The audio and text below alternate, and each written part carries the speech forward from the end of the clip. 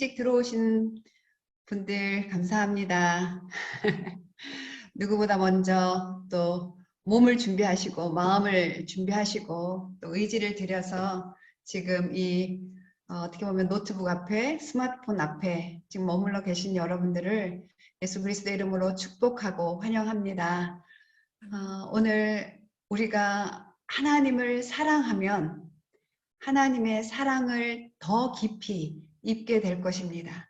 맨 처음에 우리가 그 화면을 보면서 그 말씀을 가지고 했죠.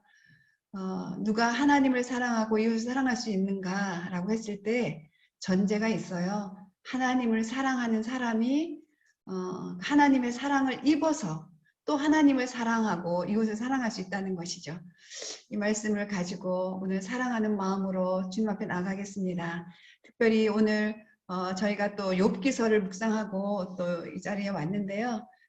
오늘 본문을 보면 그 욥의 그 완벽했던 1장에서의 그 모습, 그 자기를 저주하고 하나님을 저주하라고 하는 그 아내를 향해서 복을 주신 분이 화도 주시지 않겠느냐, 이렇게 의연하게 고백했던 욥이 이제는 하나님 앞에 이렇게 얘기하죠. 내가 죽을 것 같으니까 내가 이제 더 이상 입을 다물지 않겠습니다. 아주 하나님 앞에서 저희가 깜짝 놀랄 정도로 그런 말을 합니다. 나는 너무나 고통스러워서, 나는 너무나 쓰라리고, 나는 너무나 지금 차라리 살고 싶지 않고 죽는 게 낫습니다. 그러면서 왜 나를 감시하냐고, 왜 나를 억압하냐고, 하나님의 지키심과 보호하심을 오히려 감시와 억압으로 느끼고 하나님 앞에 소리치는 그 욥의 모습을 봅니다. 우리의 마음은 이렇게 변할 수 있다는 것. 하나님 앞에 온전하고 흠없고 정직했던 욥이 이렇게 변한다면 하물며 우리야. 그래서 우리는 다시 한번 그 십자가의 은혜로 덧입지 않으면, 우리가 지금까지 해왔던 과거의 신앙 경력을 의지한다면 우리는 또 부스러질 것입니다. 그래서 오늘 주신 은혜를 하나님 앞에 구하고, 또 오늘 받은 말씀을 다시 하나님 앞에 들고 나가서 하나님 도와주십시오. 나는 하나님의 도움이 없으면 안 됩니다. 이렇게 정직하게 고백했으면 좋겠습니다. 욥이 이렇게 친구들을 향해서 너희들이 말하는 게 하나도 나한테 도움이 되지 않는다 말하다가 그 관점을 하나님께 돌려서 하나님께 직접 기도한 것처럼 오늘 듣기만 하는 자가 아니라 하나님께 우리의 입술을 벌려서 직접 기도하는 시간이 되기를 원합니다. 또 하나 욥의 친구들을 통해서 우리가 알 수 있는 것은 저 같은 목사들이 제일 엄중하게 받아들여야 할 부분인 것 같습니다. 많은 말을 하지만, 그리고 성경 말씀을 전달하지만 이 말씀이 하나님의 긍휼하심을 가지고 전하지 않을 때 그것이 그 고통받는 자들에게는 아무 도움이 되지 않는다는 것이죠. 하나님에 대한 지식만을 나열하는 자가 아니라 하나님께 직접 입술을 벌려서 무릎을 꿇고 기도하는 욥의 태도, 오늘 하나님이 그 욥처럼 너희도 나에게 정직하게 원망조차 불평조차 불만조차 나한테 말해라. 사람을 의지하지 말고, 이렇게 말씀하십니다. 완전하신 하나님, 우리의 모든 것을 다 아시는 하나님, 우리의 불평조차도 받으시고 그분이 대신 십자가에서 죽으시는 그 놀라우신 사랑을 우리에게 보여주신 그 하나님 앞에 이 시간 나가겠습니다. 특별히 아직 이름을 바꾸지 않으신 분, 영역을 쓰지 않으신 분들이 있으시면 이름을 좀 바꿔주시고요. 네, 그리고 비디오 창을 용기 있게 열어서 참석해 주시면 조금 더 마음을 다해서 우리가 이 기도 시간에 하나님 앞에 서게 될 것입니다. 오늘은 이효셉 목사님을 모시고 다음 세대를 위해서 기도하는데, 특별히 다음 세대 중에서 정말 가정의 돌봄을 받지 못하고 자기의 소망을 잃어버린 위기 청소년들을 품고 기도하도록 하겠습니다. 모든 이름에 뛰어나신 그 주님을 찬양합니다. 하나님은 천지 창조주이시고 만복의 근원이시며 만물의 아버지이시며 생명체이십니다. 주님, 이 아침 우리가 먼저 아버지 심장에서 나오는 말씀의 파도, 사랑, 생명, 떨림, 기쁨을 느끼고 알게 하시옵소서. 주님, 어둡고 혼탁한 이 세상 한가운데 저희들이 살고 있습니다. 말씀의 파도를 타고 어둡고 힘든 가운데로 들어가는 용기와 믿음과 파수꾼의 능력을 저희들에게 부어주옵소서. 그래서 하나님의 창조 질서를 어지럽히는 동성애 합법화, 동거차별, 금지법, 우리 중보자들의 뜨거운 기도로 열방과 한국 사회의 타락과 음란뿐만 아니라 공중권세 잡은 자, 마귀 세력을 무력화시키는 권세 있는 기도를 하겠습니다. 자고 있는 물맷돌 같은 군사들을 일으켜주시고 화살통에 화살이 가득한 비밀병기로 저희들을 사용하여 주옵소서. 주님, 양떼 공동체와 다음 세대를 아우르고 이끌어 가시는 이호셉 목사님께 성령의 기름을 부어 주시옵소서.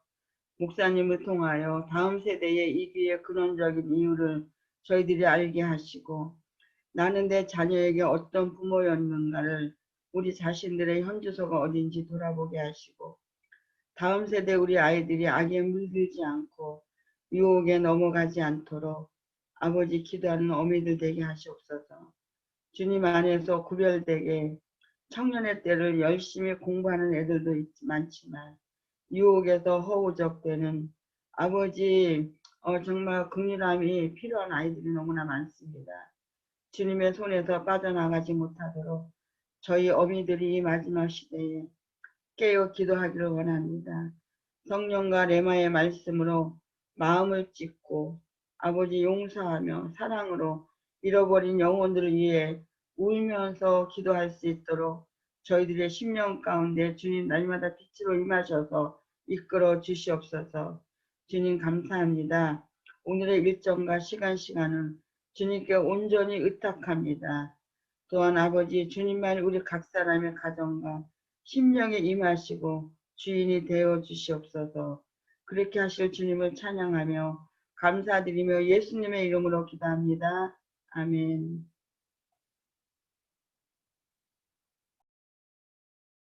감사합니다. 네. 오늘은 보니까 다른 때보다 더 많이 일찍 많은 분들이 들어오셨어요. 환영합니다. 예, 아까 환영받지 못한 분들 다시 한번 환영합니다. 한 주간도 주님의 사랑과 또 주님의 말씀으로 평안하셨죠. 밖에서 폭풍이 불어도 옆에서 우리와 함께 하시는 예수님을 믿으면서 평안을 누리는 것, 그것이 주님이 믿음이라고 말씀하십니다.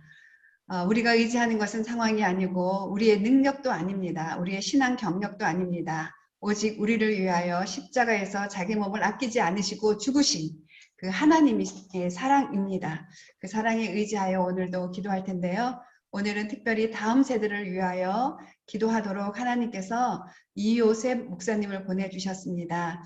이호셉 목사님은 CGN TV에서도 아마 관심 있는 분들을 보셨을 것이고요.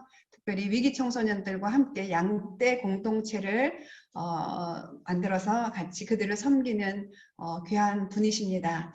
우리의 다음 세대들을 진정한 정말 하나님의 사람으로 세우고 건강한 그 정신을 가지고 건강한 육체를 가지고 다음 이렇게 세대를 이끌어갈 수 있도록 세우는 것은 사람이 할 수 있는 일이 아닙니다. 우리나라가 사회복지 제도가 잘 되어 있다고 하지만 그 사회복지 제도가 그들의 영혼을 치유하지는 못합니다. 그들에게 먹을 것은 줄지언정 그들의 영혼을 치유하지는 못합니다. 교회를 다니면서 가끔 그런 분들 봅니다. 나라가 해줘야지. 정부가 해줘야지. 아니 사회 선교 단체는 뭐 하는 거야? 복지재단은 뭐 하는 거야? 그런데 이런 말은 결국 사람을 의지하는 말입니다. 오직 우리가 의지할 분은 하나님이십니다. 그래서 오늘 예레미야 17장 7절 이 말씀을 한번 품겠습니다. 여호와를 의지하고 여호와를 신뢰하는 사람은 복을 얻을 것입니다. 여호와를 의지하고 여호와를 신뢰하는 사람은 복을 얻을 것입니다. 이 고백을 예레미야는 나라가 존폐 위기에 있을 때 이것을 고백을 했습니다. 그러니까 우리도 지금 이 시점에 하나님을 의지하고 하나님을 신뢰하는 나라는 복을 얻을 것입니다. 이것을 선포하면서 우리가 기도하기를 원합니다. 자, 이효셉 목사님 어디 계세요? 한번 말씀해 주세요. 환영합니다. 우리 박수로 맞이해 주시겠습니다. 안녕하세요. 이효셉 목사입니다. 반갑습니다. 우리 또 무릎 또 선교사님들, 우리 마리아 또 행전의 어머님들과 함께 또 이렇게 아침에 기도 제목들을 나누고 또 잠깐 함께 다음 세대들에 대해서 나눌 수 있어서 너무 기쁘고 행복합니다.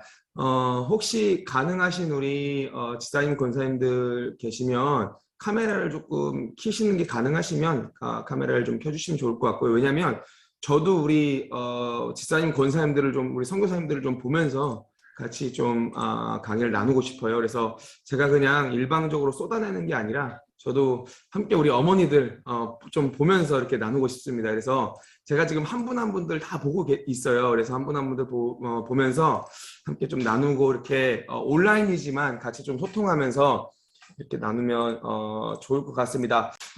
그래서 저희가 이제 생활관 아이들을 만나면서 이 친구들을 복음을 전하게 됐고, 순서는 맨 처음에 가정박 청소년들이 제가 그때 당시에 섬겼던 교회에 문 따고 들어와서 새벽 기도 시간에 가봤더니 이렇게 교회 본당에서 술 먹고 이렇게 자고 있더라고요. 그래서 여기저기 술병이 어지러져 있고, 이런 친구들을 만나서 저희가 복음을 전하다가 이 친구들을 이제 목회를 하고 양육을 해야 되는데 얘네들이 제 말은 안 듣고 무서운 형들 말을 듣더라고요. 그래서 제가 그 무서운 형들 좀 보자, 데리고 와라 했더니 이제 왔던 친구들이 이런 친구들이었습니다. 근데 그 친구들을 만나서 저희가 복음을 전하게 됐는데 생각보다 아이들이 그렇게 나쁘고 흉악하지 않더라고요. 복음을 전하는데 복음을 또 받아들이고 아이들이 같이 예배를 하게 됐습니다. 그래서 지금 저희가 만나는 친구들이 이제 이런 친구들, 여기는 이제 영등포 19파라고 영등포에서 활동하는 친구들, 이제 여기 관악구 신림에서 활동하는 아이들, 이런 친구들을 저희가 특별히 섬기는, 이렇게 또 여기는 이제 노량진 쪽에서 활동하는 친구들 만나서 저희가 이렇게 놀러도 많이 다니고요. 코로나가 이렇게 터지기 전에는 거의 복음 전하는 어떠한 행동이 놀러 다니면서 많이 나왔던 것 같아요. 우리 이제 어머니들이 보시면 막 흉악스럽고 무서워 보이는데 또 막상 만나면 전혀 안 그래요. 애들이 얼마나 착하고 예쁜지 복음을 전하면 또 복음을 있는 대로 받아들이고, 이게 저희는 좀 이렇게 아이들이 아무래도 이렇게 온몸에 이렇게 문신들이 많다 보니까 좀 재미난 것들이 많이 있죠. 대표적인 게 저희가 사람들이 아무리 많은 곳에 있어도 저희가 놀다 보면 저희밖에 안 남는다는 어떤 독특한 늘 현상들을 경험하는데, 어쨌든 이런 친구들을 만나서 저희가 이렇게 복음을 전하고요. 이렇게 아이들이 전신에 이렇게 문신을 한 친구들입니다. 근데 저희가 처음에 이제 어른 세대들이 이런 문신에 대해서 되게 이렇게 좀 혐오감을 가지고 계시더라고요. 근데 저 역시도 되게 이런 어떤 문화들을 싫어했는데 가만히 지켜봤더니 아이들이 전신에 이렇게 문신을 하는 게 제가 이제 아이들을 보면서 느꼈던 바로는 카멜레온의 보호색 같은 느낌이더라고요. 아이들이 마음이 정말 여리고 되게 이렇게 어떻게 보면은 불우한 가정 환경에서 자라서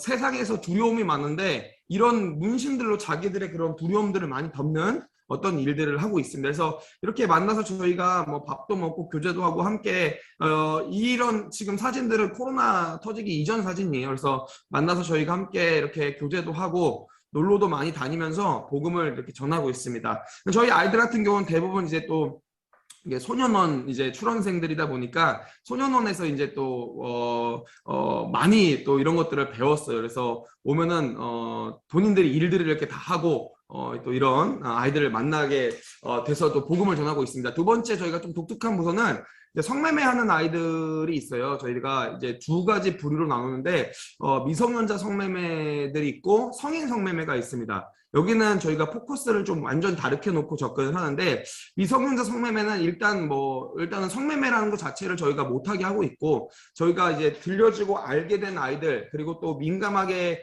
바라보면서 또 할 거다라고 추측하는 우리 아이들한테는 저희가 굉장히 공격적으로 성매매를 못하게 하고 있습니다. 근데 제가 이 부분을 언급한 이유가, 우리 기도를 해주실 때 꼭 같이 기도해 주시면 좋을 것 같아요. 요즘 성매매라는 것 자체가 요즘 우리 다음 세대들한테 너무 쉽게 할 수 있는 구도가 됐어요. 이전에는 이제 특정 지역에서 뭐 청량리 588이나 이런 곳이 있잖아요. 그죠? 우리 어른들이 아는 특정 지역에서 특정 여성들이 풀타임제로 하는 게 성매매였다면 요즘은 어떤 체제냐면 모든 여성들이 파트타임으로 할 수 있는 제도가 성매매가 됐습니다. 그래서 용어도 막 다양해요. 뭐 오피걸 무슨 뭐 보도 막 스폰 막 그런 개념으로 애들이 실제로 페이스북이나 이런 곳에 뭐 오픈 채팅이나 이런 데에서 성매매를 구하려면 지금은 너무 쉽게 구할 수 있는 어떤 제도가 됐습니다. 그래서 성매매 같은 경우는 이제 대한민국 사회에서는 정말 음지에 있는 아주 심각한 문제 중에 하나가 지금 미성년자 성매매가 되는 것 같아요. 그래서 이런 성매매들을 저희가 이렇게 중단하게 하기 위해서 노력을 정말 많이 하고 있고 지금 저희 양떼 커뮤니티 안에서도 실질적으로 걸린 어떤 이런 법적인 어떤 것들이 대부분이 성매매 건인 것 같아요.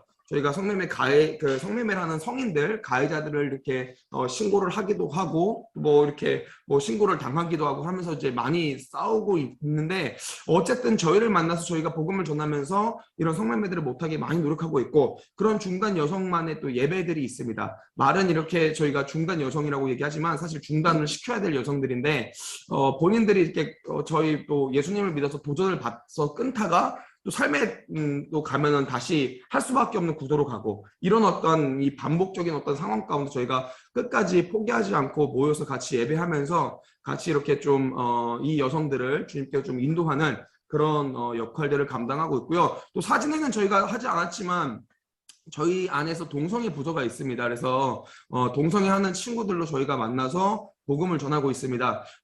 동성애는 사실 뭐 성경적으로는 죄죠. 저는 또 제가 배운 신학은 저는 고신에서 신학을 했기 때문에 제가 배운 어떠한 보수적인 커리큘럼과 신학의 어떠한 관점에서는 죄일 수밖에 없는데 또 이 아이들을 바라보는 하나님의 시선은 또 다르신 것 같아요. 그래서 여전히 기다리고 계시고 여전히 하나님께서 찾고 계신 아이들이라서 저희는 이렇게 대한민국의 동성애의 이슈가 막 이렇게 있기 전부터 한 7년 전부터 동성애 부서가 이미 있었습니다. 그래서 동성애 하는 아이들 만나서 특별히 저희는 이제 레즈비언 아이들이 많은데 이 친구들을 만나서 복음을 전하고 예수님을 전하는 일들을 감당했죠. 근데 너무 신기한 거는 제가 동성애를 하라 하지 마라 라고 얘기했을 때는 아무런 힘이 없는데 그 얘기가 아니라 예수님을 전하게 됐습니다. 예수님을 전하고 복음을 전했더니 아이들이 예수님을 믿게 되니까 너무 신기한 거는 본인이 믿는 예수님이 본인을 인도하는 경험들을 굉장히 많이 하더라고요. 그래서 너무 놀라운 일인 것 같아요.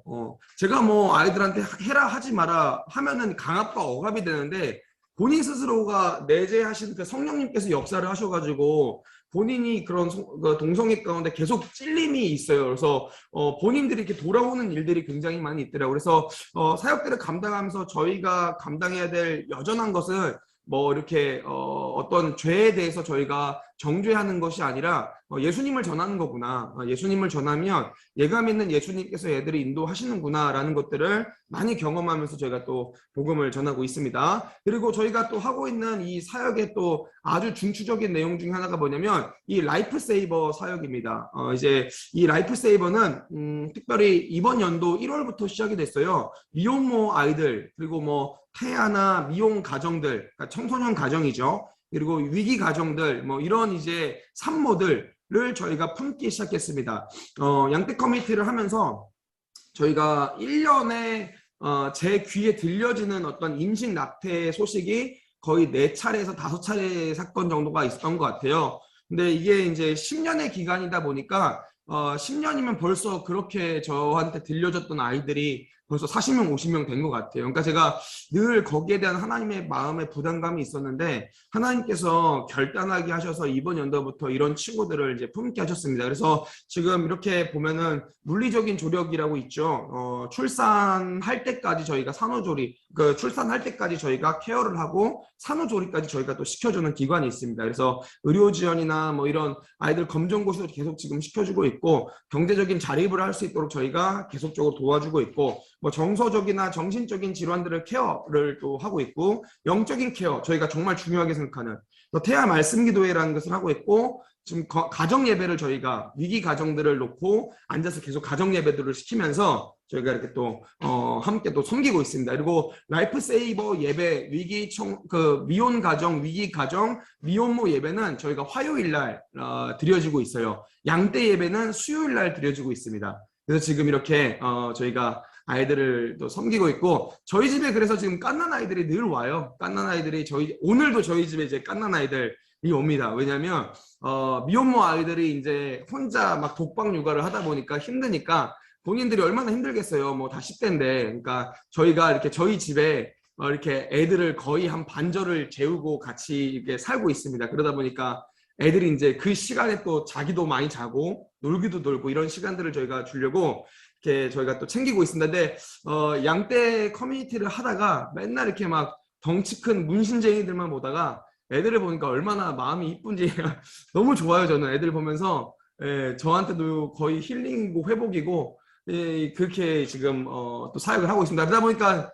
한 가지 흠은 뭐냐면 애들이 제가 아빠인 줄 알고 있어요. 그래서 저한테 자꾸 이제 자꾸 아빠 같은 단어들을 사용하고 엄마한테는 안 가는데 저랑 저희 와이프한테는 오고 이런 이제 희한한 사건들이 일어나는데 어쨌든 이런 친구들을 섬기면서 이렇게 매주 화요일마다 엄마들 또 아빠들을 저희가 초청해서 100일 잔치도 해주고 이제 돌잔치도 준비하고 있습니다. 이렇게도 해주고 그렇게 하면서 지금 저희가 건강한 가정으로 자립할 수 있도록 지금 안 보이시겠지만 뒤에는 또 우리 같이 섬겨주신 집사님들이 다 아기들을 안고 있어요. 이렇게. 그래서 아기들을 좀 돌봐주시고 저희가 예배를 하고 이런 일들을 하고 있고 여기는 아까 잠깐 언급했던 것처럼 저희가 이제 산후조리원입니다. 저희 집 바로 앞에 산후조리원을 하나 해서 저희 아이들 같은 경우는 엄마 아빠가 거의 대부분 없어요. 엄마가 없다 보니까 애들이 어떻게 아이를 키우는지를 자체를 모릅니다. 그래서 거기에서 이제 학대가 많이 일어납니다. 저희가 위기청소년 사역을 하다 보면 막 그 갓난 애들을 진짜 운다고 때리는 애들도 굉장히 많았고 그리고 애들 바로 안고 있으면서도 막 담배를 피고 막 소주를 애들한테 막 먹여보기도 하고 막 이런 애들이 되게 많아요. 근데 이게 본인들이 이렇게 이 양육에 대해서 배워본 적이 없기 때문에 이런 일들을 많이 해서 저희가 아이를 낳으면 그 아이들을 이렇게 그 산후조리원에 저희가 넣어서 저희 와이프와 여자 선생님들이 들어가서 뭐 아이를 어떻게 해야 되는지 우는 이유가 뭔지 뭐 이런 이제 뭐 기저귀 가는 것부터 시작해서 모유 수유하는 거 아이 씻기는 거 이런 것들을 저희가 돌봐주면서 엄마로서의 마인드를 자꾸 이렇게 심어줄 수 있는 공간이 지금 여기입니다. 그래서 이때 저희가 교육들을 다 하게 되는 것 같아요. 그래서 그 밖에는 또 이렇게 위기 가정들을 저희가 계속 방문해서 아이들을 잘 키우고 있나 확인하면서 이런 이제 물품들을 계속 나눠주고 있습니다. 아이들이 참 엄마 아빠라고 얘기는 하지만 본인들 술값은 있는데 애들 사 먹일 분유값은 없더라고요. 그래서 저희가 그러면 애기들은 우리가 책임져서 지속적으로 이런 가정들을 계속 방문하면서 저희가 체크를 좀 많이 하고 있습니다. 근데 제가 가면은 가장 먼저 하는 체크가 뭐냐면 벽지의 냄새를 맡아보는 거예요. 애들이 이 공간에서 갓난아기가 있는데 담배를 피나 안 피나 이걸 가장 먼저 체크를 합니다. 근데 어김없이 이 벽지에서 담배 냄새가 막 나고 막 그러면 저희가 또 혼내기도 하고 그러면서 아이들을 챙기고 있고요. 이렇게 물품 지원들을 저희가 많이 하고 있습니다. 아이들 오면은 항상 이렇게 생필품들 미혼모 같은 경우는 지금 이 자매도 미혼모인데 장애인 아이를 2명을 혼자서 키우고 있어요. 그래서 저희가 물품 지원들을 계속 하고 있고 이런 이제 물품들을 아이들을 좀 잘 키우고 풍성히 키울 수 있도록 계속 이렇게 지금 나누는 사역들이 또 저희들의 아주 중추적인 사역 중 하나입니다. 그래서 우리 또 아기들의 얼굴들을 우리 어머니들께 못 보여줘서 너무 제가 좀 마음이 좀 아픈데 너무 이쁘게 생겼어요. 그러니까 왜 그런지 모르겠어요. 그 위기 청소년이 낳은 아이들은 그렇게 얼굴들이 이쁘고 영특하고 똑똑합니다. 그래서 저희가 이 애들 보는 재미에 요즘 흠뻑 빠져 있습니다. 그래서 지금 저희 이렇게 지금 섬기는 애들이 벌써 아이들이 8명이 있고 그리고 지금 아이를 낳아야 될 애들이 또 2명 정도가 있습니다. 그래서 저희가 계속 지금 꾸준히 케어를 하고 있고요. 그 밖에 저희 양떼 커뮤니티 아이들의 한 80% 정도는 다 이런 친구들입니다. 이제 가출 청소년이라고 얘기하는데 사실 어른들이 이해할 때 가출 청소년은 집이 이제 싫어서 놀고 싶어서 나온 아이들을 가출 청소년이라고 얘기하는데 저희 아이들은 그런 친구들은 하나도 없고요. 전부 다 가정 밖 청소년입니다. 그 부모님이 어렸을 때부터 버려서 보육원에서 자라면서 보육원에서 사고 치고 또 이렇게 보육원에서 나쁜 일들을 당하고 본인이 피해자가 됐다가 가해자가 됐다가를 반복하면서 애들이 이제 그렇게 성장한 애들, 보육원들에서도 이제 다 이렇게 퇴소되고, 그리고 이제 쉼터들마다 저희가 아이들이 사고를 많이 쳐서 블랙리스트를 당하면 애들이 어떻게 모이냐면 본인들이 이제 한 원룸을 잡아서 남자애들 한 5명, 여자애들 한 3명 그 정도로 이렇게 규모로 한 원룸에 같이 애들이 이렇게 뭉쳐서 살아요. 그걸 뭐라고 하냐면 가출팸이라고 얘기하는데 그런 친구들이 저희 아이들이 한 80% 정도 됩니다. 근데 그런 친구들 같은 경우가 사실은 이제 가출팸에서 온갖 그런 불법적인 일들이 많이 일어납니다. 뭐 성매매부터 시작해서 성매매 알선, 조건 사기, 뭐 폭행 거기서 다 일어나기 때문에 저희가 그렇게 하지 못하도록 많이 지금 주시해서 그런 친구들과 함께 예배하면서 보고 있고요. 또 많은 것들을 또 필요들을 채워주면서 도와주고 있습니다. 이것도 이제 파카가 저희가 겨울 되면 늘 하는 게 애들이 옷이 없어서 겨울에 이렇게 그 티셔츠에 반바지만 입고 다녀서 파카를 늘 사주는 옷부터 시작해서 이런 생필품들 특별히 지금 이제 코로나 시기가 너무 마음 아픈 게 코로나는 사실 소외된 아이들을 더 소외되게 하더라고요. 그래서 지금 사회복지센터나 기관들이 다 닫혀서 애들이 이런 도움을 받을 곳이 없어서 저희가 이제 양떼 예배가 끝나면 어저께도 마찬가지였고요. 계속 한 주간 먹을 것들을 이렇게 싸서 줍니다. 그래서 막 일주일에 라면 하나밖에 못 먹었다는 애들도 있고 막 실제 그런 애들이 많아서 저희가 그렇게 하면 안 되니까 애들을 이렇게 생필품들을 계속 지금 나누는 것도 저희들이 아주 중요한 또 사역 중에 하나입니다. 그래서 이건 이제 올 크리스마스 날 저희가 했던 건데 저희가 예수님 복장을 입고 아이들 옷들이나 이런 것들을 싸서 이렇게 나눠주고요. 그리고 이렇게 그 아이들이 있는 현장에도 저희가 갑니다. 그 가출팸 지역에 가가지고 아이들 이렇게 또 생필품을 나누면서 봤더니 그렇게 아이들이 막 오토바이 타고 사고 나가지고 막 피가 철철 나는데도 병원비가 없다고 병원을 안 가고 막 이렇게 떨고 있는 애들이 있으면 또 이렇게 데리고 가서 그때 병원도 이렇게 입원시키고 뭐 이런 일들을 지금 또 감당을 하고 있습니다. 그 밖에 이제 소년원 사역들 저희가 하고 있어요. 지금 이 소년원 사역 같은 경우는 사실 지금 못 들어간 지가 한 2년 정도 됐는데 사실 전국적으로 지금 이런 이제 대구 소년원이고 부산 소년원 뭐 전주 소년원 이런 이제 제주 소년원 같은 경우는 저희 양떼 커뮤니티에서 매년마다 여름에 신앙수련회를 인도를 해 줍니다. 그래서 아이들을 이렇게 신앙수련회를 저희가 감당하면서 거기서 복음을 전하는데 지금 못 들어간 지가 2년이 돼서 너무 마음이 아파요. 지금 그 코로나 때문에 들어가지 못하는데 돌아오는 지금 여름에는 저희가 할 수 있도록 지금 계속 이렇게 트라이를 좀 하고 있는 상황에 있습니다. 그래서 이런 사역들을 감당하고 있고 요거는 이제 저희가 이제 지금부터 10월부터 계속 지금 접근하고 있는 또 다음 세대가 있습니다. 이주민들이에요. 이주민들. 이제 이전 용어로는 다문화라고 얘기를 했죠. 지금 이주민 난민들에 대한 이슈가 굉장히 심각해서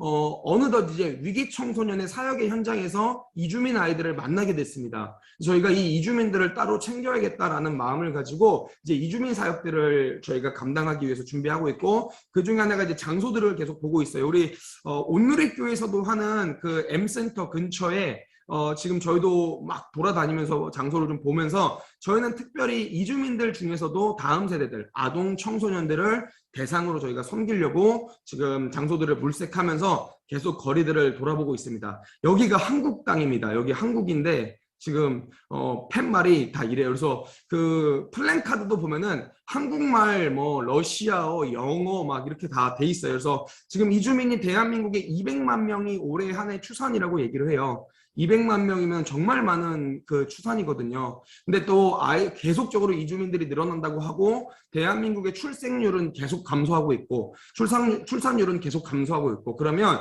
이게 한 20년 정도가 지나면 그 이주민들의 다음 세대들과 지금 한국의 다음 세대들이 어느덧 역전이 될 만한 환경에 있다고 얘기합니다. 그게 실제적으로 지금 이런 이주민들이 많은 지역에 보면은 초등학교나 중학교, 고등학교를 보면은 60% 가까이가 이주민 아이들인 학교도 있습니다. 그래서 저희가 이주민들에게 복음을 전해야 된다라는 어떤 소명의식을 가지고 이제 이 예배를 시작하기 위해서 지금 장소들을 많이 물색을 하고 있습니다.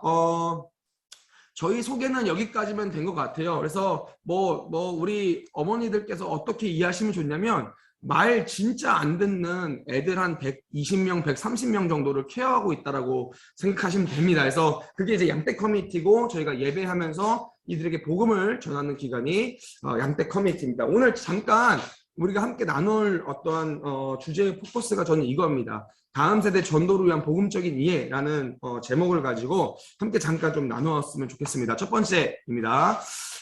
위기의 다음 세대입니다. 위기 청소년에 대한 이해를 저희가 잠깐 해야 될 필요가 있을 것 같아요. 왜냐하면 지금 이제 저희가 대한민국 사회를 보면은 이전에는 제가 청소년 사역자로서 청소년 사역 안에 위기 청소년이라는 파트가 있었는데 요즘은 그게 역전이 된 느낌이에요. 청소년이라는 범주보다 위기 청소년이라는 범주가 훨씬 크게 된 느낌입니다. 왜냐하면 오늘날 대한민국 아이들이 대부분이 위기에 있어요. 그래서 저희가 그 부분에 대해서 함께 잠깐 이해가 필요할 것 같습니다. 다음 세대라는 거는 사실 우리가 이해하는 것 이상으로 너무 소중하고 막중한 대상이 다음 세대인 것 같아요. 보통 교회에서 말하는 다음 세대는 청년부나 중고등부, 유초등부나 유치부를 얘기하는데 근데 실상 다음 세대라는 단어가 어떠한 단어냐면 다가올 세대를 우리가 다음 세대라고 얘기하는 거죠. 무슨 말이냐면 다음을 이끌어가야 될 세대다라는 뜻입니다. 그러니까 대한민국의 다음 세대다라고 지칭할 때 그 의미가 뭐냐면 대한민국의 다가올 60년을 이끌 세대가 다음 세대인 거죠. 한국교회의 다음 세대다라고 얘기하면은 그 다음 세대가 어떠한 의미가 있냐면 한국교회의 다음에 60년간을 이끌고 나가야 될 세대가 다음 세대인 거죠. 그런데 오늘날 너무 마음 아픈 게 뭐냐면 다음 세대들이 정말 아파합니다. 교회를 계속 떠나고 있어요. 교회를 떠나고 삶에서도 너무 아파합니다.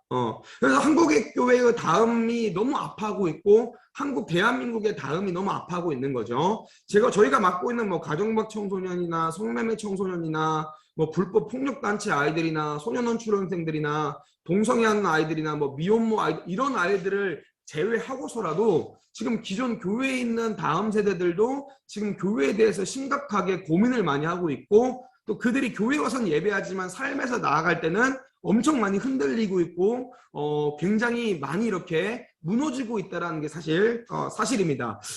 그런데 이게 저희가 한번 고민해 봐야 될 게 아이들에게 어떤 부요한 것들을 혜택을 주면은 애들이 이런 것들이 해결될 거다라고 기성세대들이 착각을 할 때가 되게 많은 것 같아요. 그런데 아무리 과학적인 진보가 이루어지고 문명이 발전한다고 해도 아무리 아이들이 그 궁핍된 것들이 풍요롭게 해결된다고 해도 사실 이 마음에 있는 아이들의 공허함이 해결되지는 않더라고요. 그럼 무엇을 통해서 해결될 수 있나를 우리 한번 또 고민해 봐야 됩니다. 어떠한 것들이 다음 세대들이 다시 돌아올 수 있고 다음 세대들이 다시 하나님을 찾을 수 있는지를 한번 고민해 봐야 되는데 그 첫 번째 이해가 뭐냐면 위기의 다음 세대에 대한 이해인 거죠.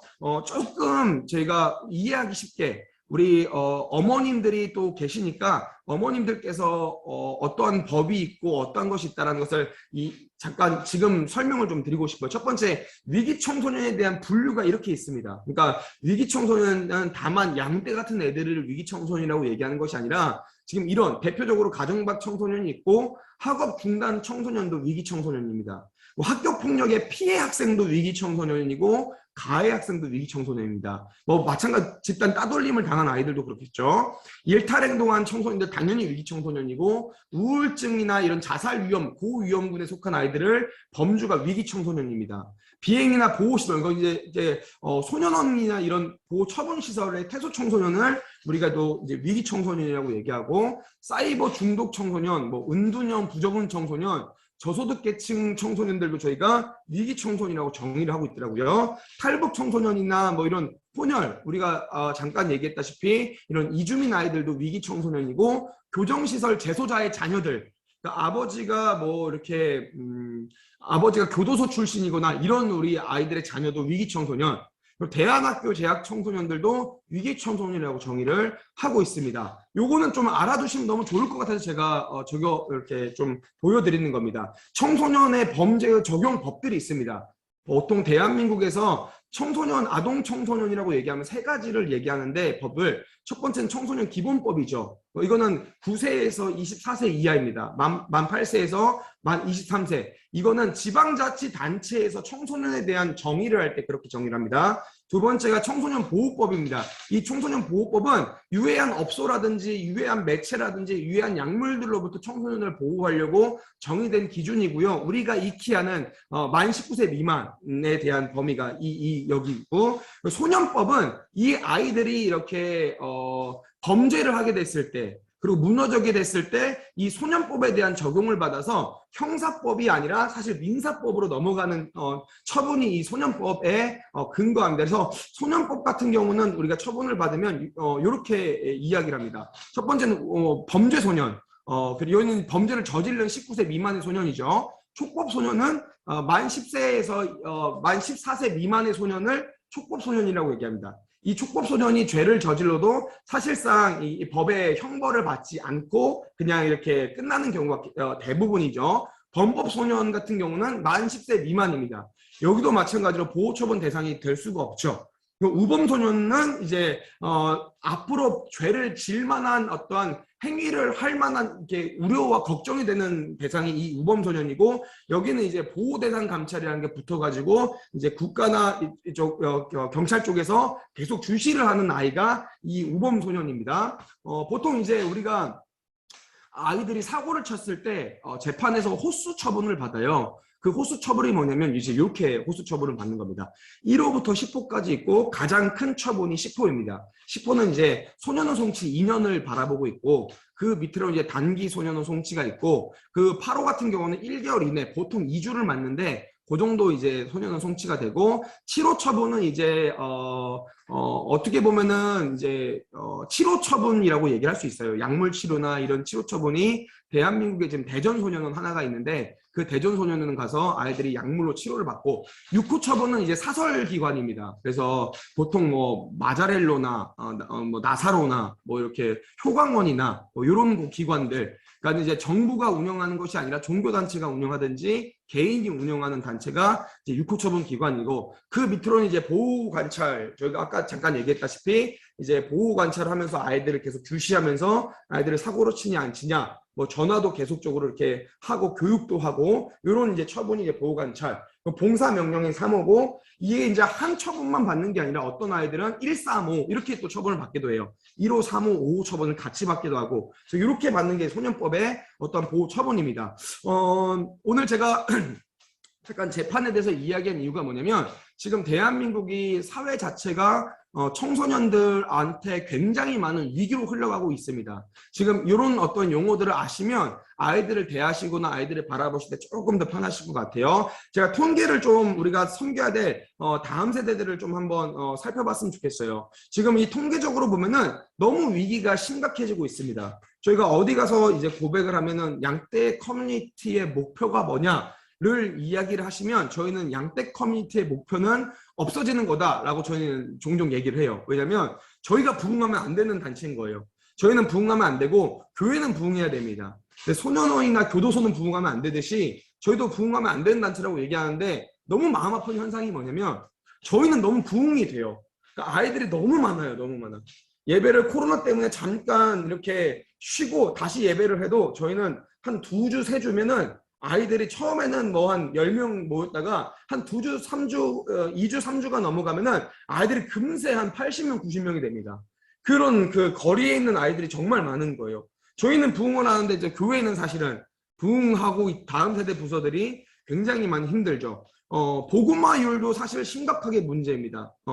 그나마 서울, 경기 지역은 좀 덜한데 경상도나 강원도나 특별히 뭐 제주 지역이나 이런 지역을 가면은 한 학교에 예수님을 믿는 아이가 하나, 둘 될까 말까요. 이거 실제 지금 오늘 현상입니다. 이게 사실 엄청나게 큰 위기에 있는 거죠. 앞서 말씀드렸다시피 저희가 다음 세대는 앞으로 올 60년의 다음 세대들, 앞으로 올 한국교회 60년의 다음 세대다라고 얘기했는데, 앞으로의 한국교회 60년이 지금 이렇게 되는 겁니다. 한국 사회 60년 이렇게 되고 있는 거죠. 그래서 심각한 위기입니다. 특별히 이제 범죄율은 굉장히 우리가 한번 주의 깊게 살펴봐야 됩니다. 이게 이제 아동 청소년 범죄 신고 접수거든요.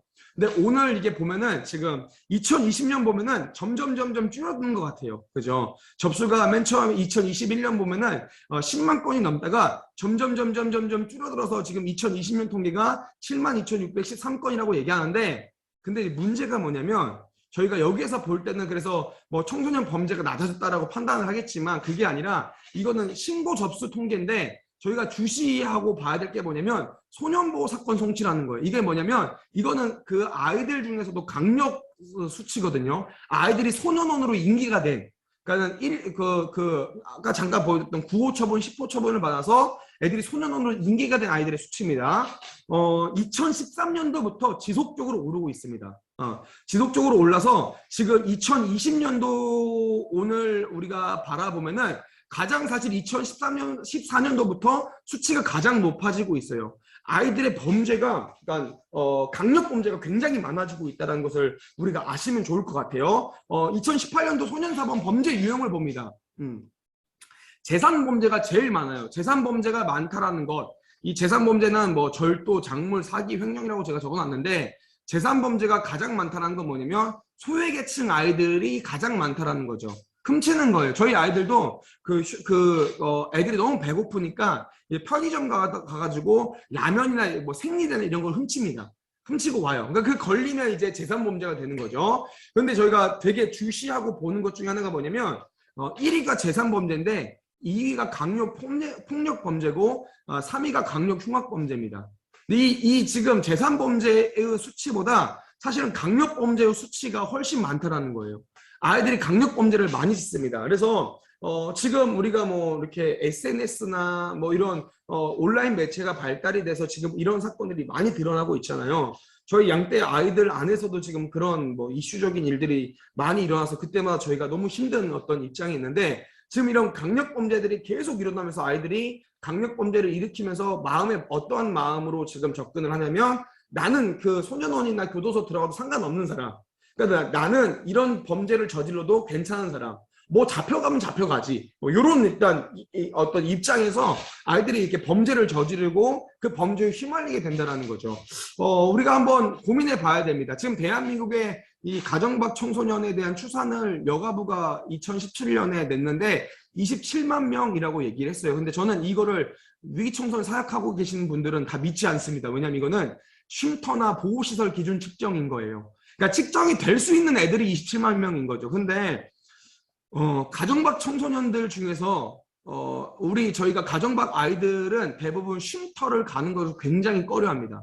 쉼터를 가면은 아이들 자기들 수준에서 상당히 미달이라고 생각을 해요. 그러니까 쉼터를 무시하는 게 오늘 대한민국 사회인데 그렇기 때문에 전문가들이 바라보는 최소 측정 인원이 어느 정도냐면 대한민국의 약 36만 명에서 40만 명 정도가 지금 가정박 청소년이다 라고 얘기를 하고 있습니다. 근데 이것도 지금 최소 측정이고 어떤 데에서는 60만 명 정도로 보고 있는 데가 또 있습니다.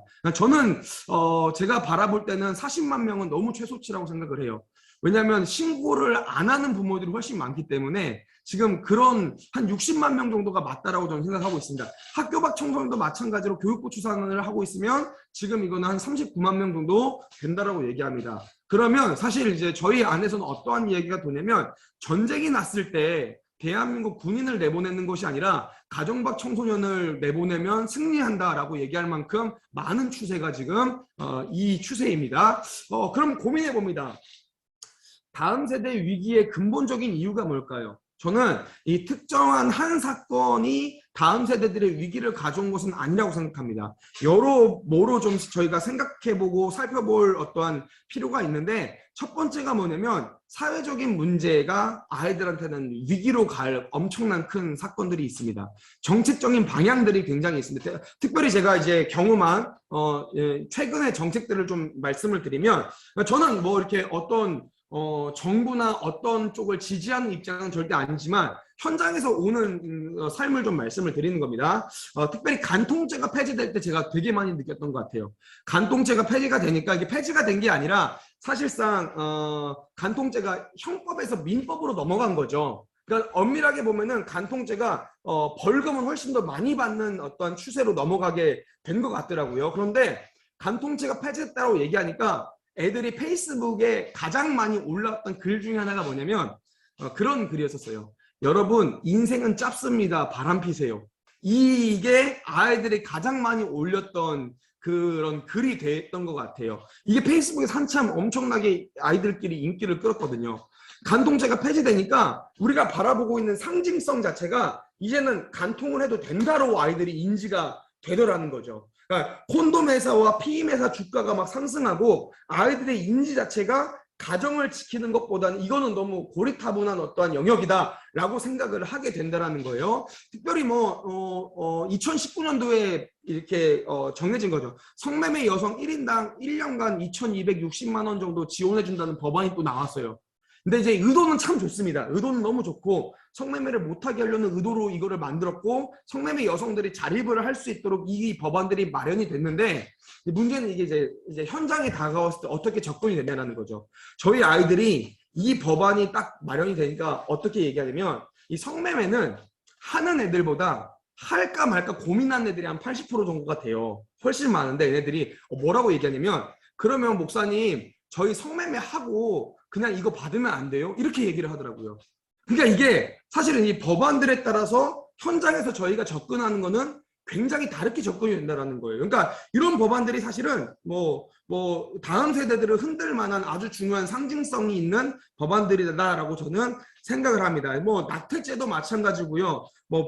아까 우리 또 기도를 하시지만 포괄적 차별금지법도 마찬가지고 현장에서 저는 싸워야 되는 사람으로서 계속 이런 것들에 대한 마찰이 있어요. 아이들이 복지센터에 가면은 동성애는 좋은 거다라고 사랑이다라고 배우고 저희한테 와서는 야 동성애는 하나님께서 싫어하시는 거야라고 배우고 여기에 대한 계속적인 상충들이 생겨나기 때문에 저는 이러한 사회적인 어떠한 정책들의 방향이 다음 세대들의 위기에 아주 근본적으로 끼쳐진다라고 생각을 하고 그리고 사회적인 문제가 특별히 있습니다.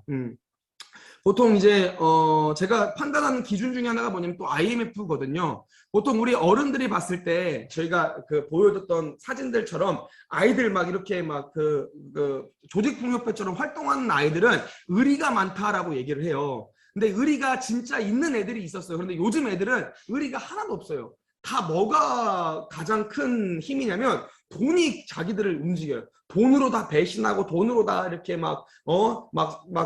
서로 막 이렇게 공격하고 그게 다 뭐냐면 돈이거든요. 근데 제가 이게 왜 그럴까를 봤는데 어느 세대 가운데는 애들이 의리가 있었는데 어느 세대부터는 다 이익과 실리로 다 움직여지더라고요. 그게 봤더니 IMF 이전 세대와 이후 세대로 나눠지더라고요. 아이들이 IMF의 이후에 태어난 아이들 특별히 1997년 이후에 태어난 2001년 이 사이에 이후에 태어난 아이들이 전부 다 이익과 실리로 판단을 하더라고요. 제가 여기에서 국가적인 문제로부터 바라보는 아이들의 시선이 이렇게 아이들한테 상징성으로 다가온다를 굉장히 많이 느꼈고 그와 더불어서 되게 무서운 게 뭐냐면 세월호를 바라본 아이들은 다음 세대들은 어떨까라는 어떤 입장에서 좀 생각을 하게 됩니다. 세월호가 진짜 다음 세대들한테는 엄청 큰 상징성이에요. 2014년에 4월 16일에 있었죠. 세월호를 우리가 생각해보면 이게 쉽게 생각할 문제가 아니라 다음 세대 입장에서는 굉장히 큰 상징성 중 하나입니다. 세월호에서 그렇게 말이 안 되는 사건이죠, 사실은. 배가 이렇게 저는 이해가 안 돼. 배가 수장되는 것을 생중계로 보여주는 나라가 어디 있고 저는 이게 수장되는 도로 기다리는 나라가 어디 있습니까? 근데 여기에 수장됐던 그 마음 아파한 그 영혼들이 어떤 영혼들입니까? 저희 양떼 같은 애들이에요? 아니에요. 어른들 말 다 잘 들은 애들입니다. 그러니까 저희 양떼 애들은 제가 생각할 때 말 안 들었어요. 어른들 말 안 듣고 다 뛰쳐나왔어요, 애들이. 아니, 제가 그 이전에 이미 제가 볼 때 저희 애들은 담배 핀다고 다 발코니로 나와 있었을 것 같아요. 근데 거기에서 지금 그렇게 죽어갔던 애들은 대부분 가만히 있으라는 그 말을 들었던 어른들 말을 들었던 애들이라는 거죠. 근데 어른들 말을 들어서 다 죽는 것을 대한민국이 생중계로 목도를 했습니다. 근데 그걸 보는 다음 세대들이 어떻게 했습니까? 어른들 말을 들으면 이렇게 된다가 아이들한테 상징적으로 각인이 돼. 그래서 세월호 이후부터 등장하는 사건이 뭐냐면 가장 큰 갈등이 남녀 간의 갈등이 아니라 세대 간의 갈등이 됐어요. 다음 세대와 어른 세대, 기성세대의 갈등이 폭이 엄청나게 커졌다라는 거예요. 그래서 이런 사회적인 문제가 두드러진 문제들이 생겨났을 때 다음 세대들은 흔들리게 됩니다. 그리고 너무 중요한 문제, 가정의 문제. 이 가정의 해체와 결혼관의 변화는 다음 세대들이 무너지는 가장 큰 어떤 기관입니다. 위기 청소년들의 시작은 전부 가정입니다. 가정이 아닌 곳이 없습니다. 친족 성폭행과 학대가 너무 많습니다. 오늘날. 위기 가정이라고 해서 100% 위기 청소년이 되는 건 아닌데 위기 청소년들은 100% 위기 가정입니다. 그러니까 이게 의미를 아시겠죠? 그래서 아이들은 사실은 이 어른에 대한 불신이 어디에서 나오냐면 가정에서부터 등장을 한다는 거죠. 교회도 마찬가지잖아요.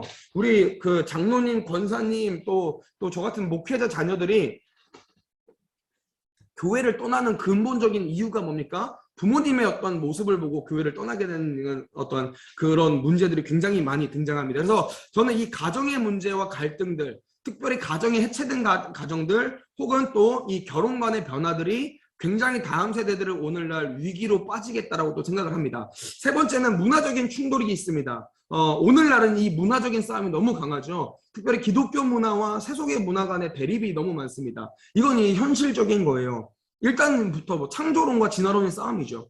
아이들이 교회에 와서는 창조론을 배우는데 학교에 와서는 진화론을 배웁니다. 그러니까 이거 뭐가 맞는지를 잘 몰라요, 애들이. 뭐 동성애도 마찬가지죠. 동성애는 사랑이다. 사랑의 범주로 넣어야 된다. 동성애는 죄로 넣어야 된다의 싸움이 교회와 세상 간의 어떠한 이 갈등의 싸움에 애들이 영적인 그 전쟁의 한복판에 딱 서 있습니다. 그러니까 요즘 애들의 추세가 어떠냐면 이거 좀 실제적인 건데 요즘 애들이 어떠한 위치를 잡냐면 교회에 와서는 창조가 맞아. 근데 학교 가서는 진화가 맞아. 이렇게 잡습니다, 애들이. 그걸 헷갈리는 거예요. 교회에 와서는 동성애가 죄다라는 것에 동의를 해요. 근데 사회에 나가서는 동성애가 사랑이라는 것에 또 그 아이들이 거기에 또 이렇게 동의를 합니다. 왜냐면은 아이들이 내린 정립 자체가 안 되는 거예요. 이거 되게 실제적인 거예요. 요즘 애들이 대부분 그래서 교회의 어떤 모습과 본인이 살아가는 삶의 모습이 굉장히 다르게 살아가고 있다는 거죠. 그런데 또 더 큰 문제가 뭐냐면 그럼 여기에서 대안이 될 교회들이 바른 모습을 보여야 되는데 사실은 부패된 모습들이 미디어를 통해서 계속 교회에 대한 부정적인 시선들이 막 나간다는 거죠. 그 대표적인 게 뭐냐면 그 오징어 게임 같은 경우도 우리가 보면 알잖아요. 교회를 계속적으로 또 뭐 목회자를 예수 믿는 사람에 대한 부정적인 시선들을 계속적으로 인식을 하는데 문제는 뭐냐면 이 미디어 매체라는 것 자체가 사실 사상을 주입하는 굉장히 큰 도구 중에 하나인데 이게 사실은 그 의도성을 가지고 계속 접근이 되어서 아이들이 그렇게 바라볼 수밖에 없는 구도가 된다라는 거죠. 그래서 저는 이런 전반적인 근본적인 어떤 이유들이 분명히 다음 세대들을 위기로 이렇게 끌고 가고 있다라고 저는 좀 생각을 하고 있습니다. 그러면 우리가 한번 고민해 봐야 됩니다. 우리 어른 세대가 어떻게 해야 됩니까? 다음 세대들을 위한 선교적인 의무가 있다라는 거죠. 복음을 전해야 될 의무가 있습니다. 여기에 제가 전도를 넣지 않고 선교를 넣은 이유는 지금 기성세대와 다음 세대 간의 문화적 갭차가 너무 크다라는 거죠. 그래서 선교적인 범위로 보셔야 맞을 것 같습니다. 복음을 전해야 될 의무가 있다라는 거죠. 제가 이제 위기 청소년들이랑 함께 삶을 살다 보면서 자연스럽게 습득되고 배우고 알게 되는 게 있더라고요. 그게 뭐냐면 첫 번째가 뭐냐면 애들한테 배우는 것 중에 하나가 뭐냐면 욕입니다. 욕. 욕의 의미를 배우게 돼요. 욕을 또 우리 아이들은 기깔나게 또 하잖아요. 그죠? 욕을 정말 잘합니다. 그러다 보니까 욕을 배워요. 제가 사용하지는 않지만 욕의 의미들을 배웁니다. 두 번째 뭘 배우냐면 신조어들을 배웁니다. 신조어들. 요즘 아세요? 열받는다라는 그 단어를 요즘 애들이 뭐라고 표현하냐면 킹받네라고 하기엔 킹받네. 나 킹받네라고 해. 이게 열받는 화난다는 거예요. 이런 신조어들을 아이들이랑 있으면 되게 많이 배우고 세 번째가 뭐냐면 제가 이제 위기 청소년 사역을 하면서 뭘 많이 배우냐면 법을 많이 배워요. 애들이 법을 잘 알아요. 애들이 지은 사건들 때문에 제가 법을 알아야 되는 상황이 오기 때문에 저 성경도 많이 있지만 또 법도 막 한 번씩 읽어봅니다. 헌법책도 읽어보고 막 읽어봅니다. 제가 법에 대해 헌법을 쭉 읽으면서 되게 재밌는 법이 몇 가지가 있어요. 이 두 가지였던 것 같아요. 방임죄와 직무유기죄. 방임죄가 뭐냐면 똑같은 지금 겁니다. 범죄 행위를 내버려 둠으로써 성립하는 범죄가 방임죄입니다. 범죄가 일어나지 않도록 막거나 막을 대책을 세울 수 있었음에도 불구하고 범죄가 수행되는 것을 그대로 내버려 둘 때 성립하는 게 방임죄입니다. 직무유기죄가 뭐냐면 공무원이나 국가의 어떤 기관을 일하는 사람들이 정당한 이유 없이 직무 수행을 거부하거나 유기하면 직무유기죄가 됩니다. 근데 여기에 제가 굉장히 마음을 썼던 게 뭐냐면 이게 오늘 하나님 나라를 갔을 때 오늘날 우리 기성세대가 받는 어떠한 죄가 아닐까, 죄몫이 아닐까라는 생각이 들더라는 거예요. 그게 뭐냐면 세속화의 방임죄. 세대가 죄와 아픔 가운데 허덕이는 것을 막거나 막을 대책을 주셨음에도 불구하고 교회 안에서 본인들의 신앙만 지키며 살다가 세대는 죄 가운데 어그러지도록 내버려두면서 묵인하는 죄. 이거 뭔가 이게 지금 우리 세대가 짓고 있는 죄가 아닌가. 하나님 나라 갔을 때 우리가 하나님 앞으로부터 받는 어떤 책망 중에 하나가 아닌가라는 마음이 들더라는 거죠. 하나님 나라의 백성으로서 정당한 이유 없이 복음 전파의 수행을 거부하거나 그 직무를 유기하는 것. 그래서 저는 오늘날 우리 기성세대가 해야 되는 게 뭐냐면 우리 어머니들이 기도해 주는 것도 너무 중요하지만 실제 이 아이들의 선교적인 지금 입장으로 바라보면서 이들에게 복음을 전하는 일도 너무 필요하다라는 거예요. 애들이 진짜 예수님이 구세주라는 것을 안 들어본 애들이 있습니다. 지금 대한민국 안에서 이게 예수님이 십자가에 달려 우리 죄를 위해서 돌아가셨다라는 이 기본적인 복음의 어떤 이것을 메시지를 들어본 애들이 실제로 굉장히 많이 존재한다라는 거죠. 저는 우리가 좀 책임이 있다고 생각을 해요. 이 구원이라는 것은 예수 그리스도의 책임으로 말미암아 우리가 구원이 됐는데 오늘날 그러면 우리는 그 구원에 대한 복음에 대한 책임을 얼마나 짊어지고 있는지 한번 고민해 봤으면 좋겠습니다.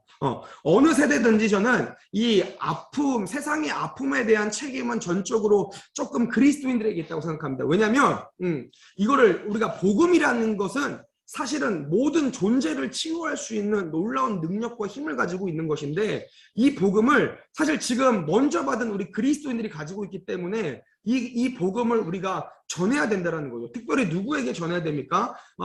저는 그렇게 생각합니다. 다음 세대들에게 전해야 된다고 생각합니다.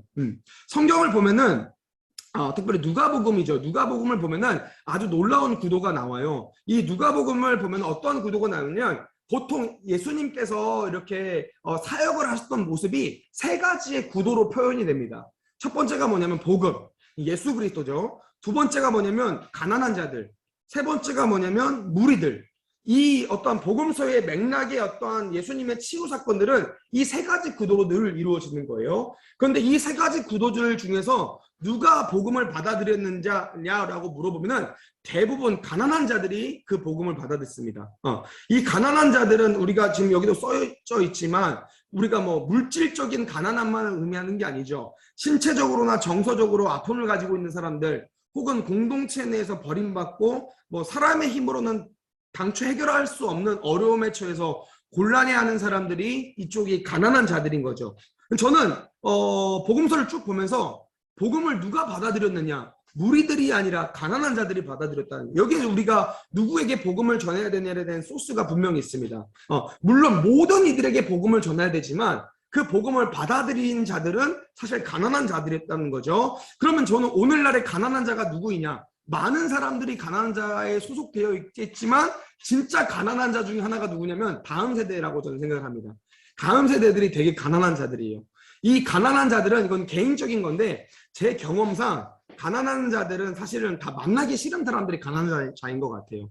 뭐 성경 시대를 보면은 뭐 귀신 들린 자, 문둥병자, 혈류병자, 세리, 어부 뭐 이런 사람들은 사실 그때 당시에 만나기 싫은 존재들이었거든요.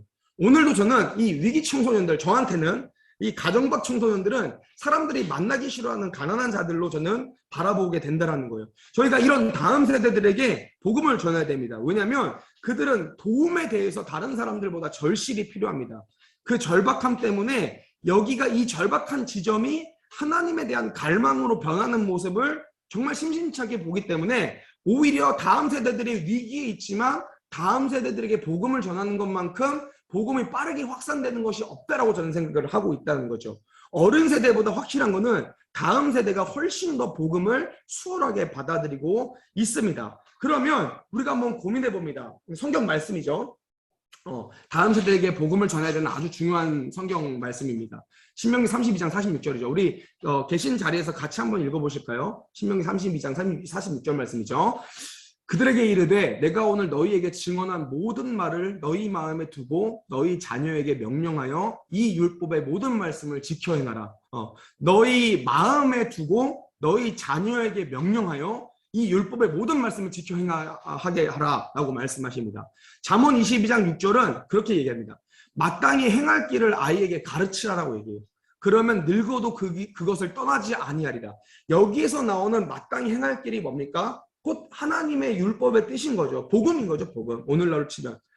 우리는 다음 세대들에게 사실은 기도하고 그들을 위해서 뭐 물질적인 서포트하고 이런 것들도 너무 중요하지만 실제 우리가 복음을 전해야 되는 지금 입장에 있는 것이 오늘날 대한민국의 사회라는 거죠. 그럼 제가 그 소스들을 좀 드리겠습니다. 다음 세대 끌어안기입니다. 어떻게 하면 이 다음 세대들에게 복음을 전할 수 있습니까? 끌어안으려면 정말 우리 기성세대가 큰 변화가 하나가 있어야 되는데 그 변화가 뭐냐면 기성세대의 시선의 변화가 먼저 있어야 된다는 거예요. 시선의 변화. 전도의 관점으로 바라보는 다음 세대가 오늘날 우리 가운데 너무 필요합니다. 다음 세대를 바라볼 때 우리가 어떠한 시선으로 바라보는지 어떠한 관점으로 바라보는지가 정말 중요한 거죠. 오늘 다음 세대의 특징은 어른 세대가 봤을 때 굉장히 다양합니다. 그 특징이 부정적인 의미로 접근되는 특징들이 너무 많습니다. 첫 번째가 뭐냐면 공격적으로 보여져요. 굉장히 폭력적으로 보여지고요. 아이들이 욕을 많이 하는 것 같습니다. 두 번째가 뭐냐면 아이들이 너무 게임을 많이 하는 것 같아요. 그죠? 그리고 아이들이 보면 되게 음란함의 도가 이전보다는 너무 크게 올라간 것 같아요. 문란해 보이고 음란해 보이는 세대가 오늘 우리 다음 세대인 것 같습니다. 네 번째가 뭐가 있을까요? 자극적이죠. 아이들이 단어 하나하나도 행동 하나하나도 삶에서도 굉장히 자극적으로 표현된다는 거예요. 근데 이런 아이들을 우리가 선한 시선으로 바라보는 것은 사실은 굉장히 어려울 수 있습니다.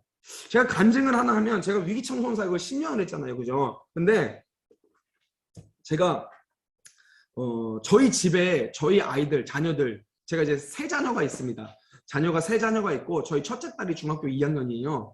그래서 저는 이제 제 가정들을 잘 이렇게 좀 챙기려고 노력을 하는데 저희 자녀와 저희 와이프와 저희 집 근처에서 외식을 하는데 그 근처에 그 오토바이를 타고 문신을 한 위기 청소년 애들이 모여서 담배를 피고 있는 거예요.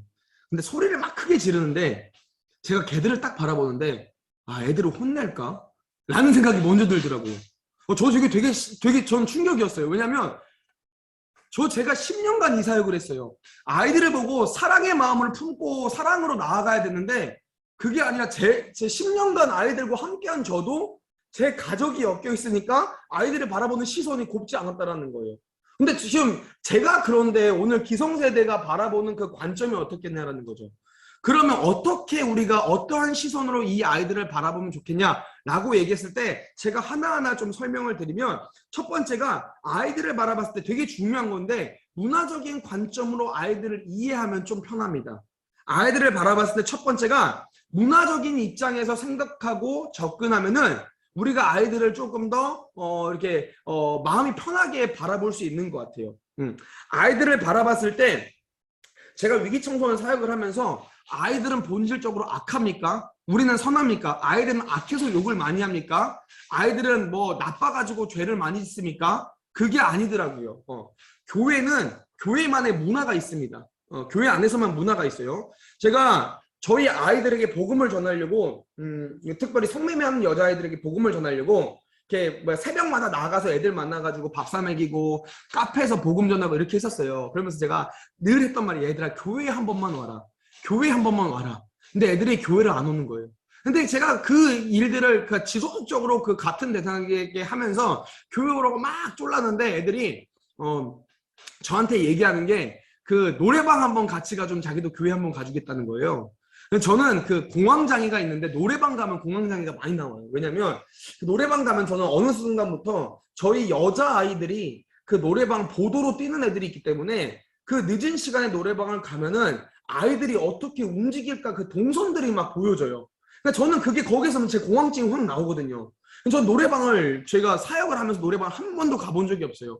근데 이때 한 번 가본 거예요. 이제 아이들이 노래방 한 번 가주면은 제가 교회에 가주겠다고 해서 노래방을 갔습니다. 근데 진짜 공황증이 막 나오면서 1시간이 진짜 100시간 같더라고요. 막 식은땀 나고 너무 힘들어가지고 이러고 있는데 아이들이 막 이렇게 노래를 부르면서 자기들은 신나게 막 놀고 있어요. 근데 저는 막 공황증이 나서 식은땀 나면서 막 너무 힘들면서 기도하면서 있습니다. 근데 이제 1시간이 버티고 버텼는데 끝났는데 노래방 사장님이 30분을 서비스를 준 거예요. 제가 죽겠는 거예요. 노래방 사장님 진짜 30분을 또 버팁니다.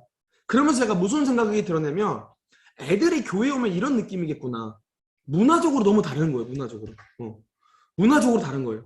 교회는 교회들만에 사용하는 언어가 있습니다. 은혜와 사랑과 형제님, 자매님 이런 용어는 바깥에서 사용하지 않는 단어인 거예요. 그러니까 우리가 연말 시상식에서 보면은 연예인이 하나님께 감사를 드리지 않아도 연예인이 사용하는 단어들만 봐도 우리가 얘 교회 다니는구나 안 다니는구나 분별되잖아요. 그 단어가 있어요. 긍휼이라는 단어라든지 뭐 이런 단어들. 근데 아이들도 마찬가지인 거예요. 아이들이 살아오면서 본인들이 습득하고 체득한 문화가 공격적인 거예요. 그런 아이들은 반드시 그렇게 행동할 수밖에 없다라는 거죠. 그래서 두 번째는 아이들의 자라온 환경에 대해서 우리가 고민할 필요가 있습니다.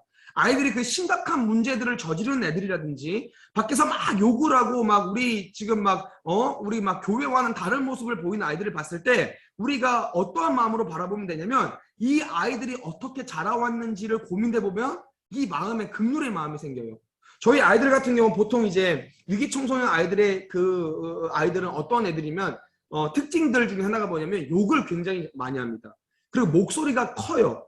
제가 거기에 대해서 처음에 정말 많이 힘들었어요. 왜냐면 저는 목회자 자녀로 자랐고 모태신앙이었고 저는 교회 지금도 저는 마찬가지. 저는 뭐 교회와 뭐 이렇게 학교와 헬스장과 그거 세 개만 늘 다녔던 사람이라서 일탈해본 사실 경험이 별로 없던 사람인데 이런 아이들을 만나는데 아이들이 막 너무 막 욕도 많이 하고 막 이렇게 막 음담패설도 많이 하고 소리도 엄청나게 크게 지르고 막 그래서 처음에 그게 제 마음에 굉장히 큰 무대낌이었었어요. 그런데 아이들의 살아온 환경에 대해서 들으니까 좀 알겠더라고요. 애들이 악해서가 아니라 애들은 태어날 때부터 그런 욕을 들어왔어요. 그러니까 태어날 때부터 그런 욕을 들어오면서 자랐더라고요. 그러니까 애들이 보통 편부모 가정이거나 또 보통 조부모 가정인 거예요. 부모가 없이 자라는 애들도 있어요. 그러니까 할머니, 할아버지들은 소리를 크게 지릅니다. 욕을 많이 해요. 애들이 그걸 이게 문화처럼 듣고 자라온 거죠. 애들이 친구들을 만나면은 늘 욕을 하고 친구들이 그런 친구들만 있으니까 그런 문화가 되어버린 거예요. 그러니까 우리가 그런 아이들을 봤을 때 어떻게 하면 조금 편한 마음으로 볼 수 있고 긍휼의 마음이 드냐면 그 관점 자체가 지금 나오는 행동과 표면적인 모습이 아니라 이 행동을 할 수밖에 없도록 자라온 환경들에 좀 집중을 하면은 우리들의 마음 자체가 좀 긍휼함과 좀 편한 마음이 있다라는 거예요. 그러니까 우리가 그런 목적에서 한번 우리 아이들을 시선을 좀 바라보면 좋을 것 같습니다. 그리고 세 번째가 정말 중요한 목적인데 그게 뭐냐면 우리가 다음 세대들에게 복음을 전하는 이유가 뭐냐라는 거예요. 보통 우리 기성세대들이 복음을 전하면서 다가가 접근하는 마음이 뭐냐면 자꾸 아이들의 행동을 고치려고 합니다. 아이들 담배를 끊게 하려고 하고 술을 못 먹게 하려고 하고 동성애를 끊게 하려고 하고 뭐 아이들이 성적인 문란함을 끊게 하려고 하고 여기에 포커스가 맞춰져 있는데 사실 그거는 되게 바른 효과적인 방법이 아니라는 거예요. 저는 저희 양떼 사역에 있어서 저희들이 다음 세대들을 만나는 것에 대한 가장 큰 동기와 핵심이 뭐냐면 변화는 예수 그리스도를 만남으로 일어납니다가 가장 큰 저희들의 타이틀입니다. 그러니까 저희는 행동을 고치기 위해서 아이들을 만나는 것이 아니라 예수님을 전하기 위해서 아이들을 만나고 있다라고 저는 선포를 해요. 술, 담배를 끊는 게 먼저가 아니라 네가 존재적으로 예수님을 먼저 만나야 된다. 지금 저희는 아이들은 제가 술, 담배 끊어라 마라 별로 얘기 안 합니다. 애들이 오히려 저한테 와서도 많이 물어봐요. 목사님 그 술, 담배 하면 지옥 가냐고 많이 물어봐요. 저는 뭐라고 얘기하냐면 술, 담배 하면은 천국 더 빨리 간다고 얘기해요. 빨리 간다. 근데 애들이 그걸 더 싫어하더라고요. 천국 더 빨리 간다라는 것을. 끊을게요 그러면서 막 가요. 저는 그렇게 생각해요 진짜로. 우리가 다음 세대들을 만나는 목적이 뭐냐면 아이들의 행동이 고쳐지는 것이 너무 중요한 요소지만 그 행동은 제가 고칠 수 없다라는 거죠. 동성애도 저는 마찬가지였던 범위, 그 실제적인 범위인데 동성애 하는 애들한테 제가 동성애를 끊으라고 얘기했던 애들이 있어요. 동성애 하지 마라. 동성애가 선천적인 게 아니라 사실 다 후천적인 거예요. 동성애는. 대한민국은 더 그렇습니다. 대한민국은 동성애가 아이들이 배우고 습득하는 거예요. 근데 동성애를 너가 사실 안 하려면 안 할 수 있지 않냐 솔직하게 하지 말아라고 했더니 애들이 저랑 친하니까 동성애를 끊은 애가 생겼어요. 끊었어요 애들이. 근데 동성애가 끊었는데 애들이 어떤 문제가 생기면 이제 오빠들을 만나기 시작하면서 임신 낙태 문제가 생기더라고요. 제가 엄청 충격을 받았어요 제가. 아니 임신 낙태가 더 큰 죄야? 동성애가 더 큰 죄야? 제가 거기에서 되게 혼란을 한번 느꼈거든요. 그러니까 이게 뭐냐면 죄성으로서의 그 역할은 죄는 여전히 죄로 남아있다는 거예요. 이게 우리가 할 수 있는 역할이 아니라는 거죠. 그러니까 제가 그때부터 예수 그리스도를 전하기 시작했어요. 예수님을 믿어. 너가 동성애를 하자면 예수님을 믿어. 예수님이 너를 기다리고 계셔. 예수님이 너를 사랑해. 그러니까 예수님을 믿어. 저희가 이제 복음을 전하기 시작하면서 애들이 예수님을 믿으니까 본인 스스로가 정리하고 결단하는 일들이 있다는 거죠. 그래서 행동은 우리 기성세대가 고칠 수 있는 영역이 아니라 예수님께서 그들을 고칠 수 있는 영역이다 라고 이해하시면 훨씬 더 편하게 우리가 그들에게 복음을 전하고 행동이 아니라 우리가 예수 그리스도를 만나게 하는 그 접점이 될 수 있다는 거죠. 그래서 저는 우리 오늘 함께 모이는 우리 무릎 선교사님들과 우리 또 귀한 또 함께 모여서 기도해 주시는 우리 어머니들께서 저는 필수적으로 다음 세대들에게 복음을 좀 전해주셨으면 좋을 것 같아요. 예수님을 아이들이 알아야 됩니다. 믿어야 됩니다. 그러니까 선교지에서 선교한다 생각하시고 아이들의 복음을 좀 전해주세요. 그럼 복음을 어떻게 전해야 됩니까? 저는 양떼 커뮤니티라면서 아주 자신 있는 게 있습니다. 이거는 저라서 그렇게 하는 게 아니라 우리 사랑하는 어머니들도 다 하실 수 있는 거. 이 두 가지만 알면 양떼 커뮤니티처럼 하실 수 있습니다. 저는 지금도 하나님께서 양떼 커뮤니티를 닫고 다른 지역에서 똑같이 세우라고 하면은 한 1년이면 똑같이 세울 수 있을 것 같아요. 왜냐하면 이 두 가지를 잘 잡아서요. 다음 세대 전도에 아주 큰 핵심적인 게 있습니다. 첫 번째가 뭐냐면 관계성이에요. 관계성은 오늘날 다음 세대들한테 선과 악의 기준이 되어지는 것이 관계성입니다. 그러니까 애들이 친하면 같이 범죄를 하고 안 친하면은 선한 이야기를 해줘도 꼰대라고 얘기를 하는 거예요. 그래서 정말 중요한 게 관계성인 거예요. 관계성. 그러면 그 관계성의 필수 요소가 있습니다. 관계성의 필수 요소는 이 세 가지인 거예요. 같은 시간대에 같은 공간에 머물고 같은 문화로 함께 있는 것이 관계성의 필수적인 요소입니다. 제가 설명을 좀 해드리면은 A라는 사람과 B라는 사람이 철천지간 원수예요. 이 철천지간 원수인 A와 B가 비행기를 타고 어느 한 나라를 갔는데 비행기가 사고 나서 이 둘이 무인도에 갇혀 있습니다. A와 B가 철천지간 원수였는데 한 무인도에서 한 40년 정도 같이 지내요. 그럼 그게 과연 철천지간 원수가 될 수 있을까요? 아니요. 원수가 아니라 베스트 프렌드가 될 거예요. 그죠? 이게 뭐냐면 관계성의 필수 요소가 여기 있다는 거예요. 같은 공간에서 같은 문화권으로 그 시간을 공유를 많이 하면 생겨지는 것이 관계성입니다. 이게 우리 사랑하는 지금 어머니들도 충분히 할 수 있는 거예요. 아이들과의 어떤 접점이 왜 오늘날 다음 세대들이 기성세대들의 말을 무시합니까? 관계성이 바탕이 되지 않기 때문에 그래요. 나는 알고 너는 모른다. 이 관점으로 접근하기 때문에 아이들의 마음의 문을 열지 않는 거지. 엄마적인 입장으로서 할머니적인 입장으로서 이 관계성을 다음 세대들과 충분히 쌓아놓으면 여러분들 가운데도 분명히 복음을 전했을 때 애들이 받아들인다는 거죠.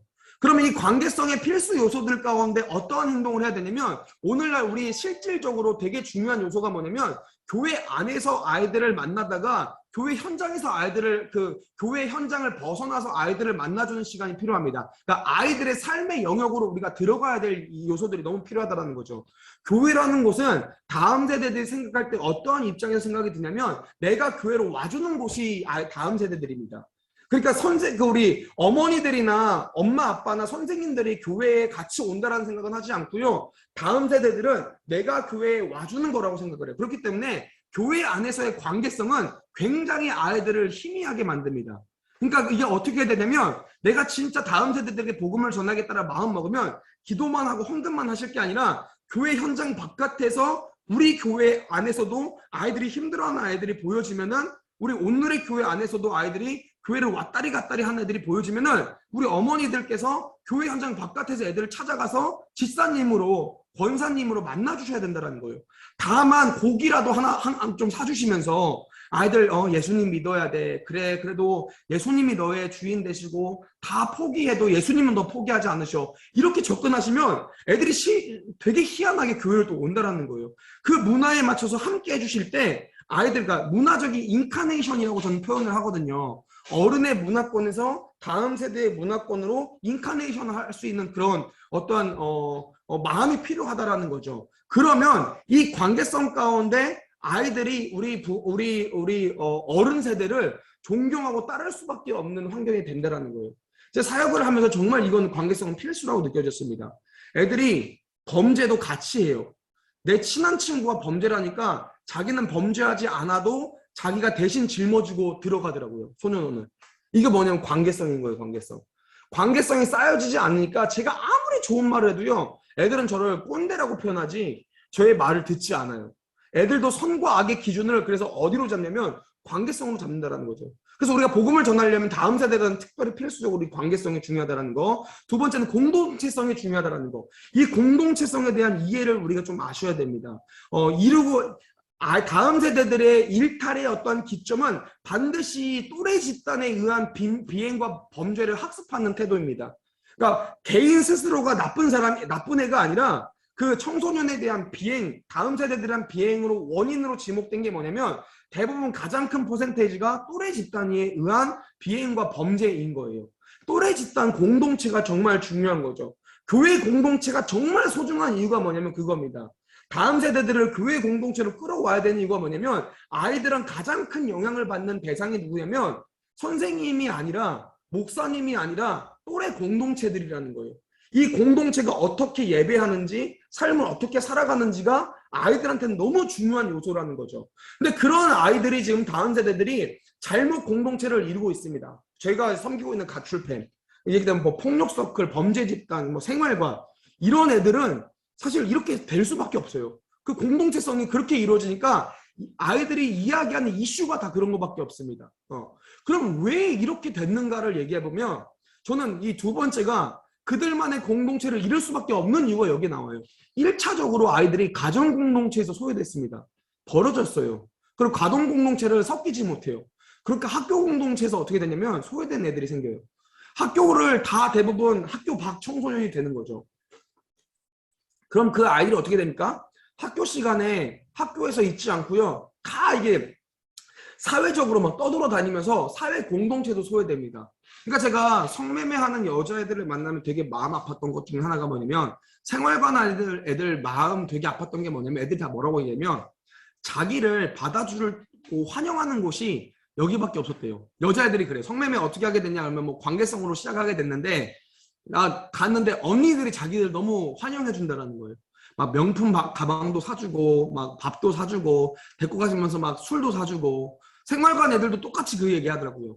자기를 사랑해주고 반겨주는 곳은 거기밖에 없었다라고 얘기를 하더라고요. 근데 저가 이제 이야기하고 싶은 게 뭐냐면 그러면 이제 교회적인 입장에서 우리가 어떻게 나아가야 되냐라는 거죠. 우리는 그들에게 대한 공동체를 좀 형성해줘야 되는 사람들이라는 거예요. 아이들이 교회는 그들한테 대한 공동체가 형성되어야 돼요. 그러니까 애들이 교회에서 자라도록 좀 해줬으면 좋겠다는 거죠. 오늘 그게 우리들의 역할인 것 같습니다. 그렇게 될 때 사실은 다음 세대들이 하나님께로 돌아올 수 있는 아주 중요한 요소가 언제나 기다려주고 함께해주고 언제나 그 자리에 있는 대한 공동체라는 거죠. 그래서 저는 오늘 우리 사랑하는 온누리교회도 좀 마찬가지로 지역사회를 지금 너무 잘 섬겨주고 계신 교회잖아요. 그죠?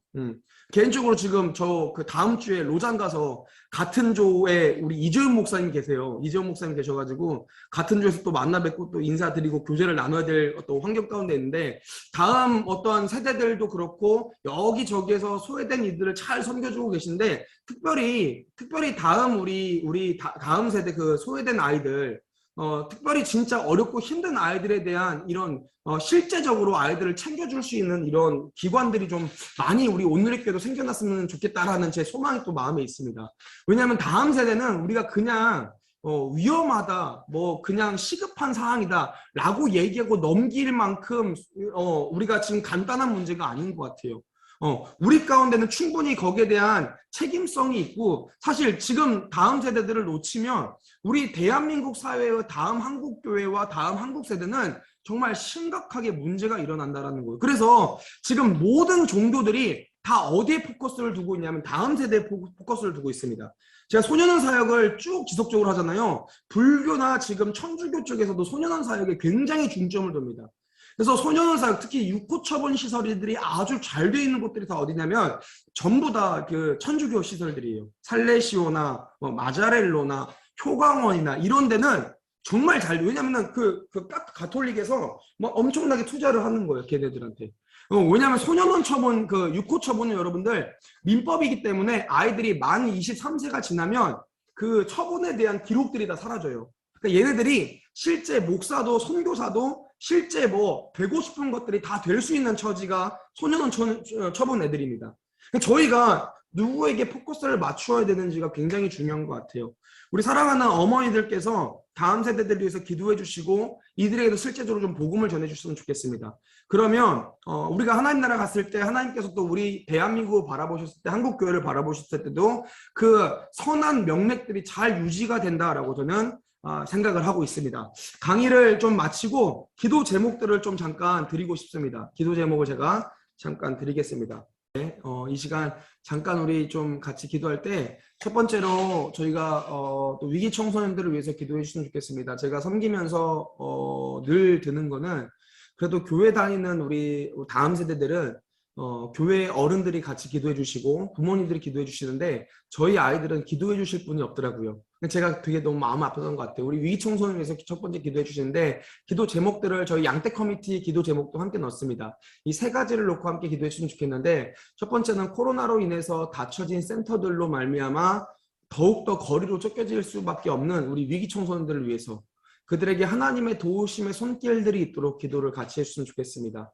두 번째는 저희가 지금 고민하고 있는 이주민 다음 세대들을 섬길 장소를 구하고 있는데 안산 지역에서 그 이주민 다음 세대들을 섬길 수 있는 좋은 장소들이 구해지고 필요한 재정들이 채워질 수 있도록 같이 기도해 주시면 좋을 것 같습니다.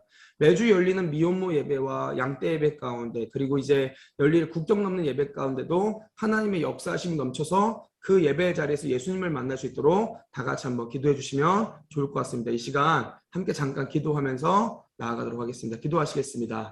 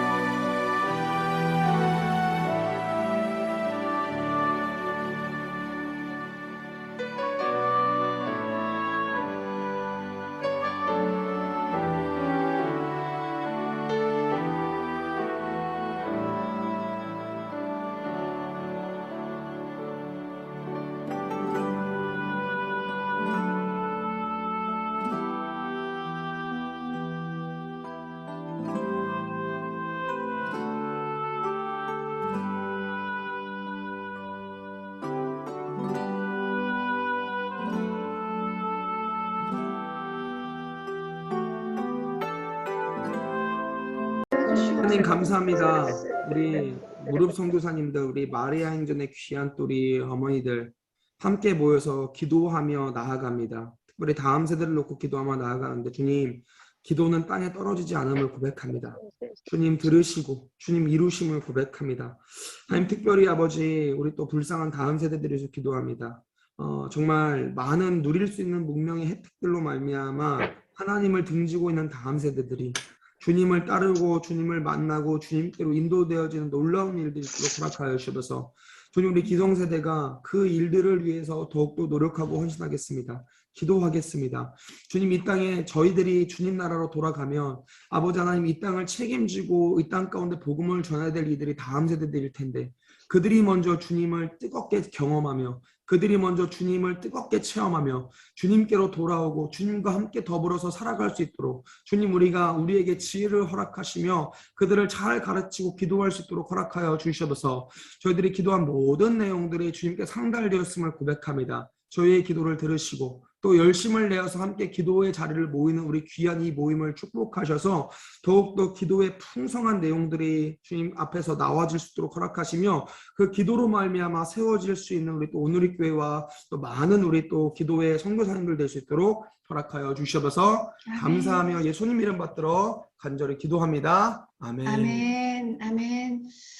오늘 이호세 목사님 보내주시고 또 무엇보다 하나님께서 간절히 찾고 계시는 우리 다음 세대들을 위해서 기도할 수 있도록 인도하신 우리 하나님께 영광의 박수를 올려드리겠습니다. 정말 감사합니다.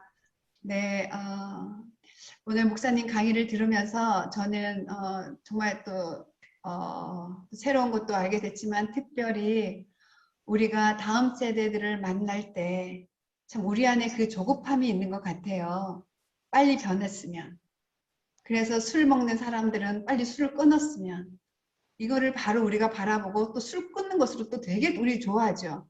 그러나 술은 끊었는데 그 안에 예수 그리스도가 없다는 것에 대해서 우리가 놓치고 있을 때가 참 많은 것 같아요.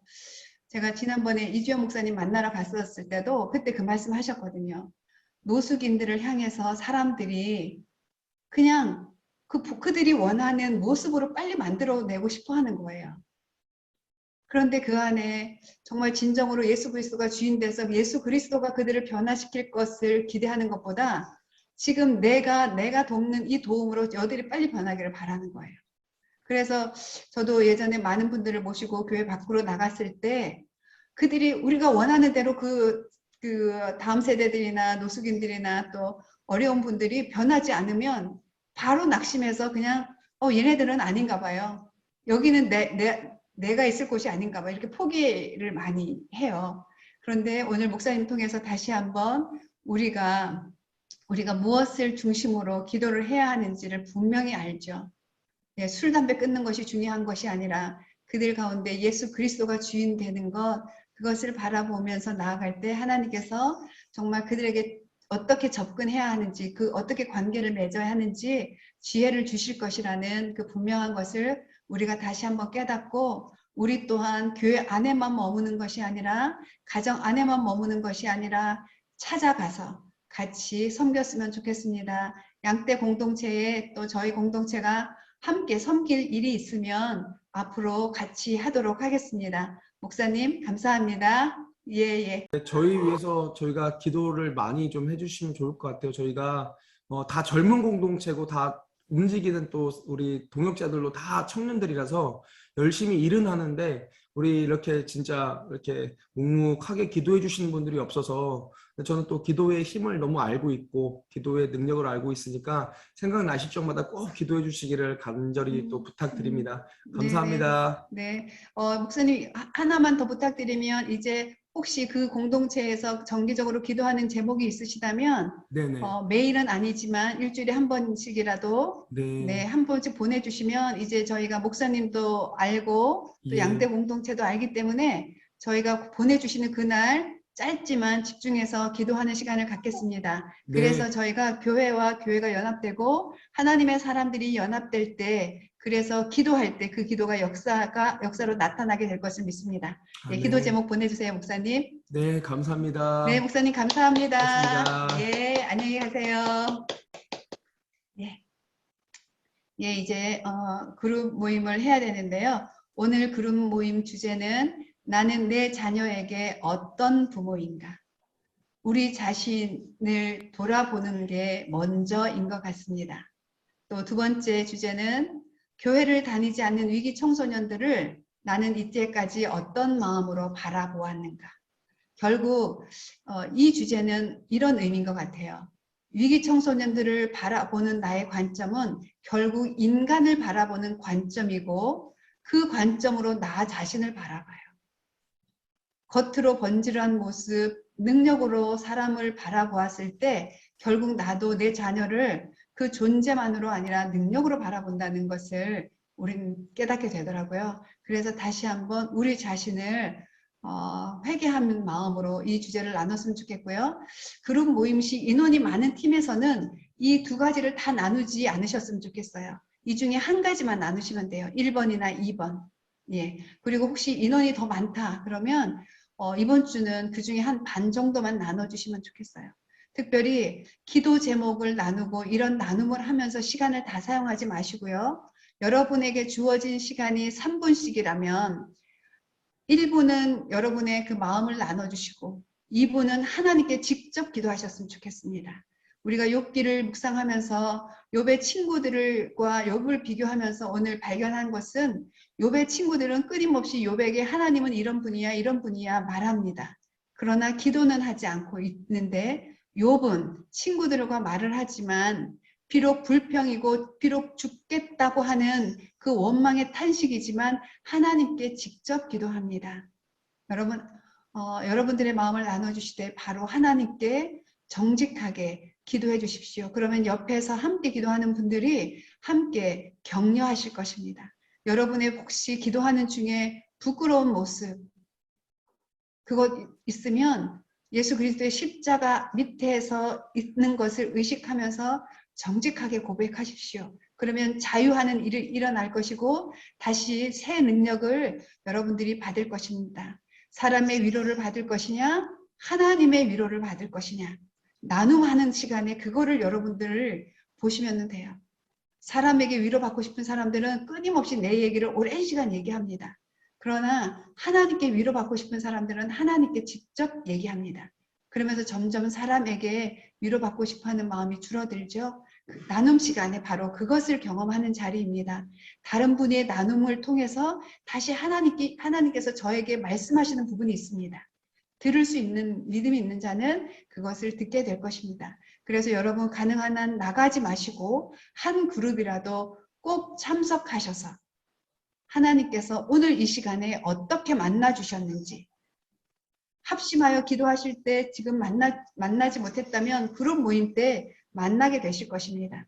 그 하나님과의 만남을 여러분들이 갈망하면서 그룹 모임에 참석해 주셨으면 좋겠습니다.